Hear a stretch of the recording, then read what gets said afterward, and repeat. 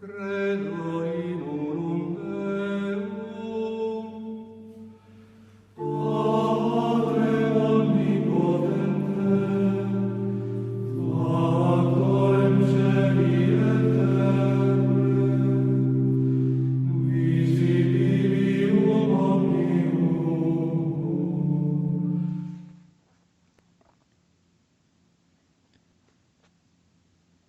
The Arrow of Longing. The earthly mission of Jesus was consummated in his return to the Father. His mission in world history and in the Church will be consummated when he places the perfected kingdom at his Father's feet, so that God may be all in all. The Church journeys toward this absolute and unsurpassable Catholicity. Her mission does not stop at an imminent transformation of the world.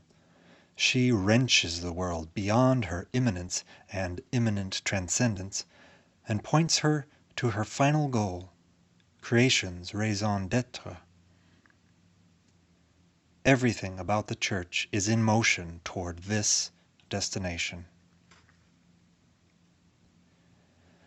The impatience of Jesus, "I came to cast a fire on the earth, and would that it were already kindled," is also the Church's constant impatience. The Spirit and the bride say, "Come." But there is also the patience of Jesus, not preempting the Father's hour. He urges the Church to exercise the same patience, albeit in vigilant wakefulness. Let your loins be girded and your lamps burning.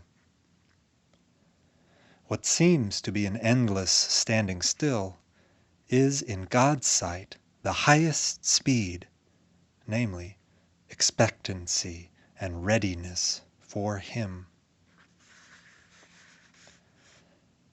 Everything that seems to be static in the Church is only either the trigger of her dynamism or some residue of this dynamism. Scripture is there only to enable the Word to go about unfettered in its pristine freshness. The sacraments are there only to ensure that the act of redemption, the cross, resurrection, and Pentecost, remains ever present and never sinks to the level of a mere memory. Authority is there lest the Christian content himself with mediocre ideals. It ensures that he stands under the norm of his living Lord.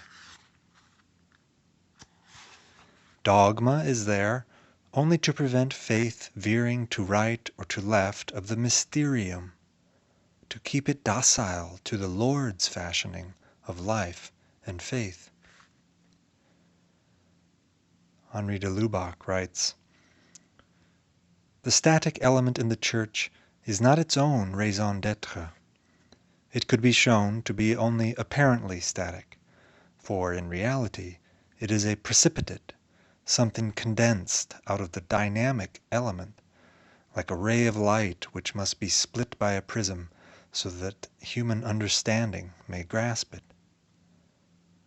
Dogma, however, cannot be explained on the basis of such elements, for it always transcends and thus transforms them.